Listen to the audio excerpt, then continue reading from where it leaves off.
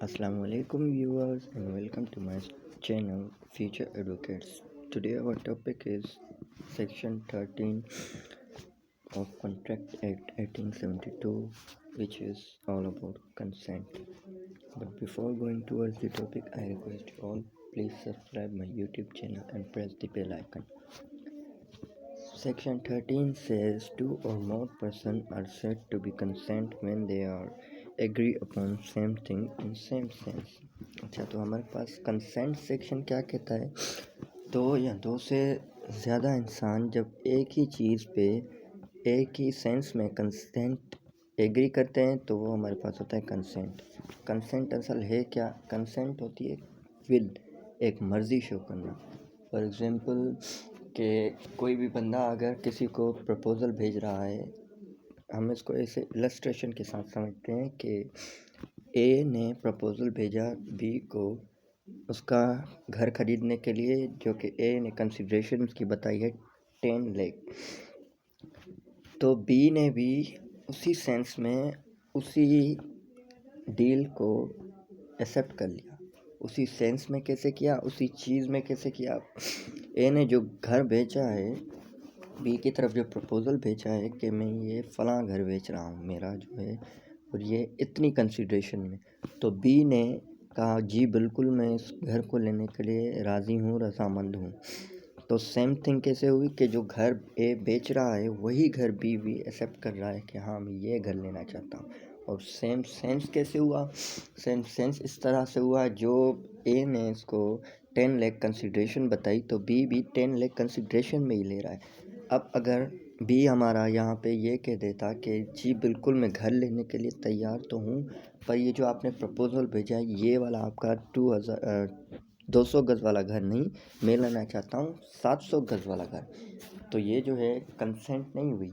ये हमारे पास होता है एक ऑफ़र की काउंटर ऑफ़र, ये फिर काउंटर ऑफ़र हो जाएगी। या फिर अगर इसमें कंसिडरेशन ए ने 10 लाख की शो की है, तो अगर यहाँ पे बी कह देता है कि मैं ये घर तो लेना चाहता हूँ आपका, जो मुझे आपने प्रपोज़ल भेजा है, लेकिन ये वाला घर मैं आपसे 10 लाख में नहीं 7 लाख में या 8 लाख में लूँगा, तो ये भी एक हमारे पास हो गई काउंटर ऑफ़र। फिर ये हमारे पास कंसेंट नहीं होगी। कंसेंट वो चीज़ जहाँ पे सेम थिंग पे सेम सेंस में बोथ पार्टीज एग्री करें। इसे हम एक और सिंपल इलस्ट्रेशन के साथ समझते हैं। यहाँ पे हमारे पास टू पार्टीज़ हैं, ए और बी। ए ने अपनी कार बेची बी के तरफ और उसको प्रपोज़ल भेजा कि मैं ये अपनी कार बेचना चाहता हूँ इस फ़लाँ कंसिडरेशन पे, क्या आप ये लेने के लिए रज़ामंद हैं या नहीं? तो बी ने उसको अपनी विलिंग दिखाई, अपनी मर्ज़ी दिखाई कि जी बिल्कुल ये मैं आपकी कार लेने में राज़ी हूँ। जो ए ने कंसिडरेशन बताई और जो ए ने कार भेजी, तो उसी कार के लिए अपनी बी ने मर्ज़ी दिखाई और उसी कंसिडरेशन में अपनी मर्ज़ी दिखाई। अब अगर वहाँ पे कंसिडरेशन बी तय करता है तो ये हमारे पास, मैंने जैसे पीछे बता दिया कि वो हमारे पास हो जाता है काउंटर ऑफ़र। ये एक ऑफ़र को फिर काउंटर ऑफ़र में कन्वर्ट कर देते हैं जब एक अगला बंदा, कोई भी ए बी कोई भी इंसान अगर आपको ऑफ़र करता है कि ये फ़लाँ चीज़ मैं इतने में बेच रहा हूँ कि आप भी लेना पसंद करते हैं, अगर वो बंदा अपनी विलिंग दिखाए जी बिल्कुल मैं लेना चाहता हूँ सेम थिंग और सेम सेंस में, तो हम उसे कहते हैं कंसेंट। अगर अगला बंदा वो सेम चीज़ लेना तो चाहता हो पर सेम सेंस में नहीं, कंसिडरेशन चेंज कर दे, तो ये एक ऑफ़र की काउंटर ऑफ़र हो जाती है। ये था हमारे पास सेक्शन 13। आगे चलते हैं सेक्शन 14 की तरफ, फ्री कंसेंट। अब फ्री कंसेंट क्या होता है? कोई भी बंदा अपनी मर्ज़ी दिखाए पर वो फ्री होनी चाहिए। विल दिखाए, कंसेंट दे, पर वो जो कंसेंट हो वो फ्री हो। वो फ्री कैसे हो? मतलब वो ना ही सेक्शन 15 जो डिफ़ाइन किया गया कॉन्ट्रैक्ट एक्ट में कोर्जन उससे ली गई हो, ना अनड्यू इन्फ्लुएंस से, ना फ्रॉड से, और ना ही मिस रिप्रेजेंटेशन से, और ना ही मिस्टेक के ज़रिए। अगर कंसेंट इन चारों पांचों चीज़ों से हट कर ली गई होगी तो वो हम कहेंगे कि कंसेंट जो है वो फ्री है। अच्छा, अब हम इसको आसानी करने के लिए एक सेक्शन के साथ समझते हैं। सेक्शन 15 कोर्जन हमारे पास आता क्या है?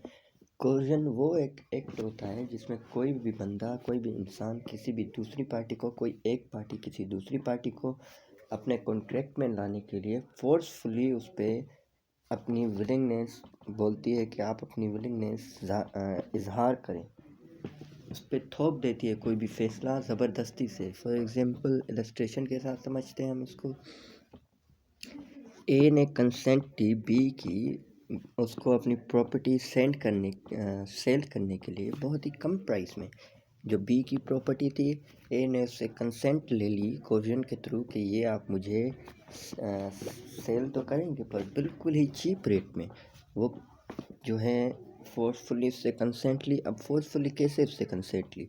अब उसे मंगवाया ए ने और बोला कि यार आपसे कुछ मुझे बात करनी है और आप अपने घर के डॉक्यूमेंट्स वगैरह अपने साथ लाना, हम घर लेंगे आपकी फ़लाँ बताई हुई कंसिडरेशन में। बट जब बी आया उसके घर तो उसने गन निकाल के उसके हेड पे रख दी और बोला कि अब आप जो है मुझे इतनी कंसिडरेशन में, इतनी चीप पैसों में, इतनी चीप रेट में ये मुझे घर सेल करेंगे, अगर नहीं करेंगे तो मैं आपको मार डालूँगा। तो ये जो हमने कंसेंट इसकी जो ए ने दी, ये एक फोर्सफुली कंसेंट ली गई है। तो जो फोर्सफुली कंसेंट ली गई है वो कॉन्ट्रैक्ट हमारे पास वैलिड होता ही नहीं। क्यों नहीं होता? क्योंकि वो हमारी फ्री कंसेंट है ही नहीं। जैसे कि वैलिड कॉन्ट्रैक्ट में हमने पढ़ा था कि कॉम्पिटेंट टू कॉन्ट्रैक्ट भी होना चाहिए बंदा, और जो है कंसेंट उनकी जो हो वो फ्री कंसेंट हो। अब ये जो कॉन्ट्रैक्ट हो गया ये एक वॉइडेबल कॉन्ट्रैक्ट हो गया और कंसेंट जो है वो फ्री नहीं। क्यों? क्योंकि वो कोर्जन के थ्रू ली गई।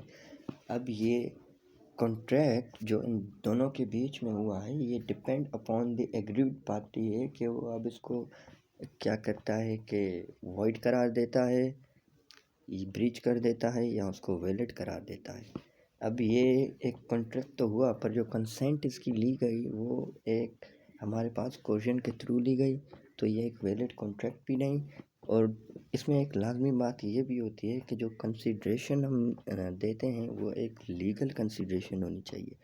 लीगल कंसिडरेशन पे हमारे कोई भी कॉन्ट्रैक्ट्स नहीं बनते। कंसेंट जो हो उनकी एक तो फ्री लेनी चाहिए, और जो कंसिडरेशन हम देते हैं तो वो भी एक लीगल कंसिडरेशन होनी चाहिए। फ्री कंसेंट भी कंसेंट की तरह उसमें भी वही जो है प्रिंसिपल्स और प्रोविजंस के एप्लीकेबल होती हैं कि वो जो बंदा कंसेंट दे रहा है वो सेम थिंग पे हो और सेम सेंस में कंसेंट हो। मगर जो कंसेंट होनी चाहिए वो फ्री होनी चाहिए, वो ना फ्रॉड के थ्रू ली गई हो, ना मिस्टेक के थ्रू हो, ना इक्वेशन के थ्रू। अगर उनके थ्रू होगी तो वो एक कॉन्ट्रैक्ट वैलिड कॉन्ट्रैक्ट में एप्लीकेबल नहीं होगा।